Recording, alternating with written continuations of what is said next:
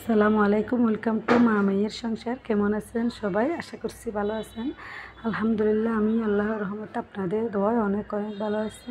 তো বন্ধুরা, এখন হচ্ছে সকালের টাইম, মেয়েদের স্কুল কলেজ বন্ধ। মেয়েকে তো স্কুল কলেজে মাত্র ভর্তি করিয়েছি। তো এখন হচ্ছে বাসার মধ্যে সকালের নাস্তার জন্য মেয়েকে বলছি রুটি বানিয়ে নিতে কয়েকটা। তো আমরা মা মেয়ে মিলে রুটিগুলো বানিয়ে নিয়েছি।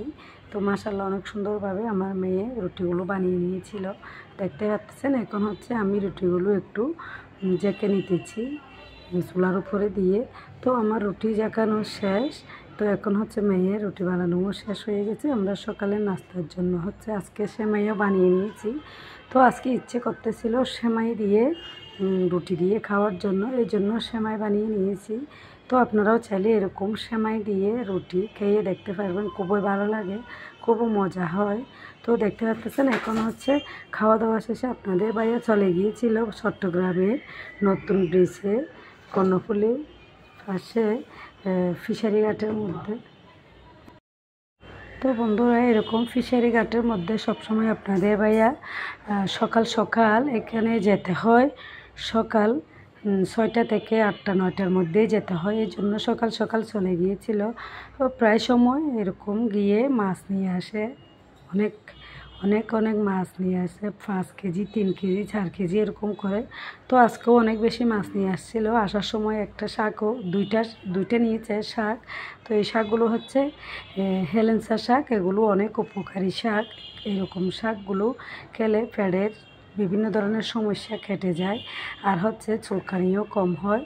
তো এরকম শাকগুলো আমি শুধু পরিষ্কার করে ফ্রিজে রেখে দেবো, মাছগুলো ফ্রিজের মধ্যে রেখে দেবো, আজকে রান্না করব না। তো হঠাৎ করে দেখলাম বাসার মধ্যে দুপুরবেলা একদম মেহমান এসে গিয়েছিল। তো মেহমান এসে যাওয়ার কারণে আমি তো কোনো রান্নাবান্না করি নাই। তো আপনাদের ভাইয়া অর্ডার করে দিয়েছিল চট্টগ্রামের জামাল খানের মধ্যে একটা ভালো একটা রেস্টুরেন্ট। এই রেস্টুরেন্টটার নামটা হচ্ছে গ্র্যান্ড শিকদার।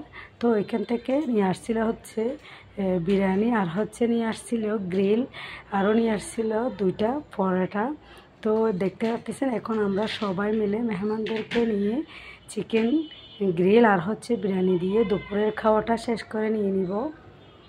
তো এখন আমরা সবাই মিলে দুপুরের খাওয়াটা খাওয়ার জন্য বসে গিয়েছি। আমি এক এক করে সবাইকে একটু একটু করে দিয়ে দিয়েছিলাম। তো এখন হচ্ছে বিকালের টাইম, বিকালে ছাদের উপরে একটা গালিচা শুকানোর জন্য দিয়ে দিয়েছিলাম। তো গালিচাটা শুকিয়ে গিয়েছে। এখন হচ্ছে আমি আর আমার মেয়ে উপরে গিয়ে এই গালিচাটা নিয়ে আসার জন্য উপরে উঠেছি। তো এখন হচ্ছে নিচে নেমে যাচ্ছি, লিফটে করে বাসার মধ্যে চলে যাচ্ছি। তো এসে মেয়েকে একটু মেশিনে বসিয়ে দিয়েছিলাম। তো এরকম মেয়েদেরকে, মেয়ে হলো মেয়ে, ছেলে হলো ছেলে, সবার একটু বিভিন্ন কাজের অভিজ্ঞতা থাকলে নিজের কাজ নিজেই অনায়াসে করতে পারে। তো আমি মেয়েকে সবসময় ওইটা কোনো একটা সব কিছু করতে শেখাই। তো দেখতে পাচ্ছেন সকালে মাশাআল্লাহ আমার সাথে রুটি বানিয়ে নিয়েছিল, আর হচ্ছে এখন বিকালের টাইম, ওকে একটু মেশিনেও বসিয়ে দিয়েছিলাম। তো এইটা ওইটা করতে করতে নিজের কাজ নিজে শিখে নিতে পারবে। মেয়ে হলো মেয়ে, সব কিছু জানা দরকার।